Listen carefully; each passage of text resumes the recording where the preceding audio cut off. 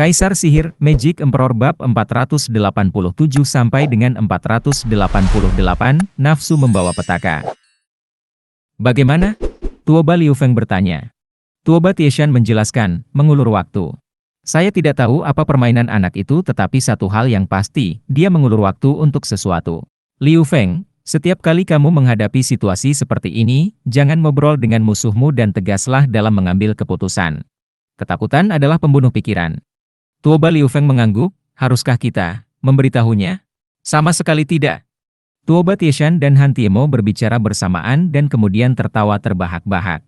Yang lain tidak mengerti lelucon orang dalam. Dari apa yang mereka lihat, komandan dan pengajar istana khawatir Tuoba Liu Feng akan membocorkan rahasia. Mereka semua menggerutu pada rubah-rubah tua itu. Han Tiemo berkata, Liu Feng, menurutmu apa yang akan terjadi jika dia menemui petualang dan memberitahunya bahwa dia bodoh? Aku akan digiling menjadi bubur. Tuoba Liu Feng berkata dengan bingung. Han Tiemo menambahkan, dan itulah kenyataannya. Para tetua itu egois, gegabah, dan terlalu mementingkan diri sendiri. Mengingatkan mereka bahwa mereka telah ditipu lagi, sama saja dengan menyebut mereka bodoh. Mereka akan melihat cahayanya baik-baik saja, tapi hanya setelah mengambil nyawamu.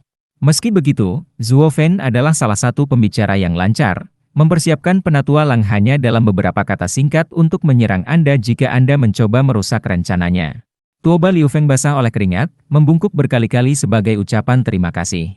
Tuoba Tieshan berkata, ketiga orang ini adalah orang-orang jahat. Mereka mungkin adalah penolong kita, tetapi kita harus menjauhi mereka sejauh mungkin. Semakin buruk semakin baik. Lihat saja Zuo Fen membuat mereka menderita di setiap kesempatan. Komandan Agung kita ingin Zuo Fen menjatuhkan bajingan busuk ini. Mereka semua tersenyum licik, seperti orang yang duduk di baris pertama di sebuah pertunjukan hebat. Mereka bahkan mendukung Zuo Fen.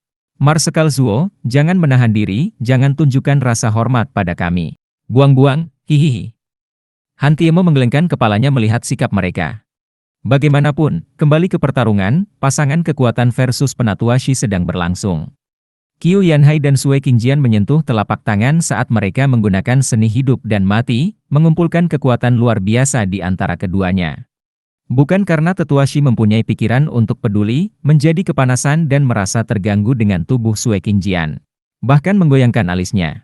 Sue Qingjian mengedipkan matanya sebagai jawaban. Qiu Yanhai sangat marah dan dengan ayunan lengannya, dia menembakkan serangan kekuatan jiwa. Cahaya putih membengkokkan udara saat melesat ke dada Obscene Snake. Penatua dia masih menyeringai, sekarang dikelilingi oleh gambar ular yang dijalin menjadi jaring. Hah! Cahaya putih berhenti di jalurnya dan kekuatannya memudar. Itu menipis dari lebar setebal mangkuk sampai ke tombak. Qiu Yanhai melihat ular-ular itu menghisap sinarnya. Hihihi, junior bodoh, puncak Radiant Stage adalah dunia di bawah Ethereal Stage. Kalian menggunakan kekuatan jiwa, sedangkan Ethereal Stage dapat menggunakan jiwa mereka. Itu di luar pemahaman kalian. Menyerahlah jika kamu tahu apa yang baik untukmu. Ular cabul tertawa dan kembali melirik bentuk sempurna Sue Qingjian, terutama kamu, cantikku, aku benci membunuhmu. Kamu akan memberikan kontribusi yang jauh lebih baik sebagai murid saya. Apa yang kamu katakan? Dasar orang tua yang kotor, dia adalah perempuanku, jadi jangan buang-buang nafasmu. Qiu Yanhai menggerutu. Penatua dia melambaikan ular piton ke arahnya. Ia melingkari dirinya, dan membuka rahangnya dan meludahkan racun. Mata Qiu Yanhai menjadi kabur, membuatnya lesu. Pikirannya mulai melayang. Orang tua yang bodoh, teriak Sue Qingjian. Ular cabul mencibir, sayang, dia baik-baik saja. Tapi karena jiwaku adalah Raja Pithon, sekarang dia diracuni, jiwanya akan membusuk sampai mati. Tidak ada yang bisa menyelamatkannya. Tidak, Sue Qingjian panik. Ular cabul melingkarkan jarinya ke arahnya, aku bisa mengampuni dia, tentu saja, tapi kamu harus menjadi milikku. Jadi, apa yang kamu katakan jika kamu datang ke sini? Sue Qingjian melihat Qiu Yanhai dalam cengkeraman ular piton itu dan menghela nafas, berjalan ke arah ular cabul yang malang itu. Jakal tertawa, satu pertempuran telah kita menangkan. Saat Fierce Tiger menghabisi orang tua itu, aku akan berurusan denganmu. Aku akan memberimu rasa hidup di neraka, hahaha. Zuo Fen memilih diam, matanya terfokus pada Sue Qingjian. Ayo, cantikku, hai hai hai. Saat dia mendekat, ular cabul menariknya ke pelukannya. Sue Qingjian berjuang untuk melepaskannya, tetapi tidak berhasil. Matanya melihat sekeliling, suaranya lembut dan menenangkan, bersikaplah lembut. Kamu menyakitiku. Sekantong tulang mati, lepaskan tasku. Qiu Yanhai seharusnya terkena racun ular piton. Ular cabul memberinya tatapan mengejek, kembali ke mangsanya. Sayangku, aku akan melepaskanmu tapi jangan pergi kemana-mana. Kemana aku bisa pergi? Aku akan selalu bersamamu, hahaha. Sue Qingjian terkikik. Ular cabul melepaskannya dan mata Sue Qingjian menjadi dingin, memukul dadanya. Ular cabul dengan mudah memegang telapak tangannya, meraih Sue Qingjian lebih erat, hahaha, aku baru tahu kamu lancang. Aku menyukaimu. Banyak gadis lancang yang ingin membunuhku atau bunuh diri, tapi semuanya berakhir di tanganku. Kamu tidak berbeda. Pergi ke neraka. Sue Qingjian menyerang. Itu hanya membuat Obscene Snake semakin bersemangat, cantik sekali. Semakin bersemangat kamu, semakin kamu membuatku bergairah. Sekarang beri aku ciuman erat. Ular cabul mengerutkan bibirnya, mendekati wajah asli Sue Qingjian. Berhenti, cabul. Qiu Yanhai meraung, masih terjebak. Bibir ular cabul memang menyentuh sebuah wajah, tetapi ketika dia melihat wajah itu, pemandangan itu membuatnya takut setengah mati. Apa yang kamu lakukan di sini? Ular cabul, sambil memeluk Zuofen, merasa ingin menggigit sesuatu yang busuk. Penatua Lang tercengang, menemukan Sue Qingjian menggantikan Zuofen. Orang tua bodoh, bagaimana kamu menyukai mataku? Apakah mereka baik? Zuofen berseru. Ular cabul semuanya terguncang, sampai-sampai berpisah dengan makan siangnya. Aku di sini untuk mencium wanita cantik, bukan pria. Dan kamu bertanya padaku tentang matamu? Bertolak? Zuofen terpaku padanya sebelum ular cabul bisa melepaskannya. Zuofen meraih kepalanya dan menatap matanya pada saat yang menyentuh. Hei, apakah mataku yang kecil cantik? Dasar mesum, kamu suka bermain-main, kan? Lihat bagaimana aku akan membuatmu mati. Ular cabul meraung, amarahnya menghancurkan kubah surga, seolah-olah Zuofen telah membunuh ibunya dan kemudian bertanya apakah dia menyukainya. Zuofen menempel padanya seperti koala, matanya bersinar keemasan, mereka cantik loh, lihat lebih dekat. Lihat dirimu. Kepala ular cabul lenyap begitu saja. Itu semua adalah bagian dari taktik cerdik Zuofen. Sue Qingjian adalah pot madunya, lalu mereka akan menggunakan switchero lama untuk menangkapnya dengan cara yang salah, atau dengan kecantikan yang salah. Yang tersisa hanyalah Zuofen menggunakan matanya, penghancuran kekosongan, dan menghilangkan hiasan tak berguna di pundak lelaki tua itu. Darah muncrat seperti air mancur dan tubuhnya membentur tanah. Ular cabul. Penatua Lang menangis. Sisi Toba Tieshan juga sama terkejutnya. Mereka tahu Zuofen merencanakan sesuatu yang tidak baik, tetapi mereka gagal memahami seberapa tinggi tembakan Zuofen, seorang kultivator surga yang mendalam menjatuhkan kepala seorang ahli tahap ethereal. Dia pertama kali menetalisir Penatua Lang dengan kata-kata sambil mengincar Penatua Shi. Zuofen berbahaya. Toba Tieshan tersentak. Yang lain sependapat tentang hal itu. Touba Lian Linglung melihat mayat yang merosot saat jantungnya berdebar aneh. Zuofen melompat dan berteriak, Penatua Li, mereka marah. Kabur. Telinga Li Jingtian bergerak-gerak dan dia melepaskan diri. Saat mengejar mereka, Fierce Tiger merasakan bahaya dari fluktuasi spasial dan menghindar. Dia melihat dua cincin emas di mata kanan Zuofen. Suara mendesing. Li Jingtian meraih Zuofen dan terbang menjauh. Dengan ular cabul kehilangan kepalanya, ular piton di sekitar Qiu Yanhai menghilang. Dia bergabung kembali dengan Sue Qingjian dan mereka berada tepat di belakang Li Jingtian. Fierce Tiger menghampiri tubuh Obscene Snake, lalu menatap Jakal. Apa yang terjadi? Bagaimana mereka bisa mendapatkan kepalanya? Penatua Lang masih terguncang, sambil menghentakkan kakinya, bagaimana saya bisa tahu? 1 detik dia ada di sini di hadapanku dan detik berikutnya itu berada dalam pelukan ular cabul, sambil memegang kepalanya. Dia sudah mati bahkan sebelum aku melihatnya. Dia mendapatkan apa yang pantas dia dapatkan, memandang rendah musuhnya dan menjadi gila karena nafsu. Saya telah mengatakan kepadanya berkali-kali, nafsu tidak hanya berupa kesenangan dan permainan. Inilah hasilnya. Cukuplah nasihatmu yang tidak berguna. Itu semua salahmu karena tidak bisa menahan bocah nakal itu. Dengan teriakan, mayat ular cabul terjatuh dan seekor ular piton coklat keluar dari sana. Ia memiliki mata yang kejam, selalu mendesis dan dilengkapi sepasang taring beracun yang siap mencabik mangsanya. Busuk itu menghancurkan tubuhku. Aku akan merobek jiwanya dan mengambil tubuhnya sebagai balas dendam. Piton itu mengoceh, ekornya mengibas kemana-mana. Penatua Hudan Jakal mengangkat bahu, lalu melihat Zuofen berkata, Lang tua, haruskah kita membantu ular cabul mendapatkan tubuh baru? Tentu saja, bahkan tanpa masalah ular sialan itu, aku masih akan mencabik-cabiknya. Penatua Lang menggertakkan giginya. Tubuh cabul snake terjatuh lagi, suaranya melolong, tunggu apa lagi, tangkap dia. Tanpa tubuh, aku kehilangan 1/10 kekuatanku setiap 1/4 jam.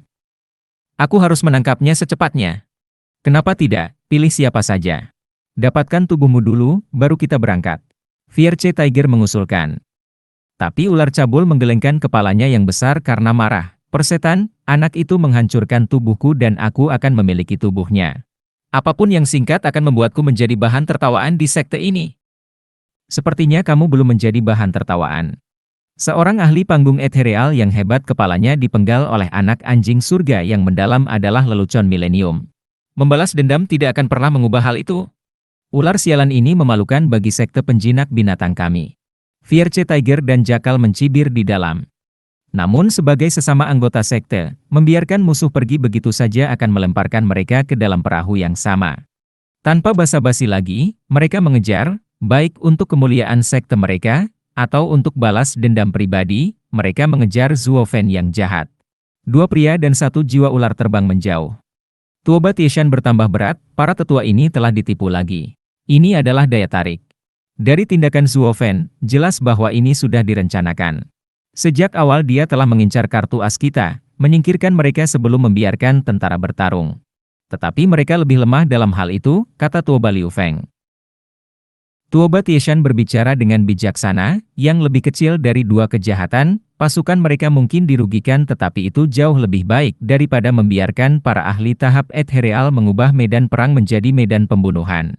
Artinya, Zuofen punya lebih banyak rencana. Tuoba Tieshan tertidur dengan cemberut.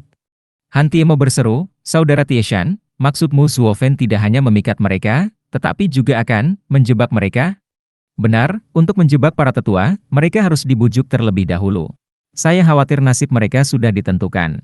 Tuoba Tieshan menghela nafas, mereka mengatakan untuk tidak mendorong musuh yang terpojok. Namun para tetua ini, tetapi mereka semua berada di tahap ethereal, dengan apapun di bawah susunan kelas 7 yang bisa diperdebatkan, jerat macam apa yang bisa menahan mereka? Tuoba Liu Feng bertanya. Tuoba Tieshan menggelengkan kepalanya, Zuofen melampaui semua ekspektasi, dengan triknya yang tak terhitung jumlahnya. Apakah ada di antara kita yang membayangkan dia akan menghancurkan tubuh Elder Shi? Semua orang tersendat, mengingat penatua Shi berubah menjadi ular dan kemarahannya. Zuofen luar biasa dalam keterampilan dan perangkatnya. Segalanya mungkin terjadi jika dia ada. Tuan Ayah, apa yang harus kami lakukan? Bantu mereka? Tidak. Tuoba Tieshan menembaknya jatuh. Lebih baik selesaikan perang ini dengan cepat. Zuofen ingin mengakhiri ahli kita lalu berurusan dengan kita. Sebelum dia kembali, kami akan membuang semua yang kami miliki ke kota Wingaze. Dia akan berurusan dengan para tua-tua tapi aku akan merebut kota itu. Itu akan menjadi kemenangan kita. Serangan habis-habisan. Tangkap kota Wingaze. Tuoba Tieshan meneriakkan perintah dan para jenderalnya membungkuk, ya, komandan. Dalam waktu 15 menit, pasukan Quanrong sudah membentuk formasi, bergerak seperti gerombolan hitam menuju kota Wingaze. 8 pengawas serigala memimpin divisi mereka untuk melakukan pengepungan yang kuat. 4 harimau Tianyu menoleh ke arah jutaan orang di belakang mereka dan menghela nafas. 600.000 di antaranya adalah veteran tentara Dugu sedangkan sisanya adalah wajib militer, tidak berbeda dengan rakyat jelata. Peluangnya sangat besar namun mereka tidak menunjukkan kekhawatiran, tidak ketika semuanya berjalan sesuai rencana tertentu. Seperti yang dikatakan Marsekal, Tuoba Tieshan ingin mengakhirinya dengan cepat. 8 pengawas serigala semuanya dikirim ke medan perang juga, serangan habis-habisan. Dugu Feng tersenyum. Dugu Lin mengangguk dan menoleh ke arah Dugu Huo yang menggerutu, karena kita akan menjadi umpan, tidak layak dengan keahlian kita. Saudara ketiga sungguh masam, hahaha. Kapan pernah seperti ini? Kita akan berperang dengan komandan musuh namun kita bahkan tidak bisa mengambil ancang-ancang. Marshall sangat tidak adil. Dugu Huo mendengus dan menginjak. Dugu Feng menyatakan, benar, bukan berarti Marsekal menjadi pelayan tua kelima tanpa alasan. Dia harus membuatnya terlihat bagus. Selain itu, jika ada satu tim yang bisa menembus musuh seperti mentega, itu adalah divisi yang menyeramkan. Dengan orang-orang kami bahkan tidak akan bisa melewati para sipir. Menyebutkan saudara laki-laki kelima mereka saja sudah membuat Dugu Huo merengek lagi. Setiap prajurit harus ditempatkan sesuai dengan keahliannya. Memberiku divisi itu akan memungkinkannya mencapai potensi sebenarnya, tidak seperti di bawah kelima. Tidak bisakah Marsekal melihat kebenaran sederhana ini? Ayah tidak buta, dia hanya tidak peduli padamu. Gu Santong mengunyah bahan di sampingnya, merasa bosan. Ayah adalah seorang nepotis. Siapa kamu baginya, sehingga dia hanya akan memberimu boneka perang yang keras dan halus itu? Du Guo tidak menerimanya dengan baik. Gu Santong, apakah kamu berbeda? Anda adalah putranya, tangguh dan kuat. Jadi mengapa dia memilih yang lebih tua daripada kamu dalam berurusan dengan para ahli tahap ethereal itu? Karena kamu adalah beban yang berat. Ayah memintaku untuk menjagamu. Jangan pernah meninggalkanmu dari pandanganku, takut kalau kamu para jenderal yang tidak berharga perlu menjaga anak.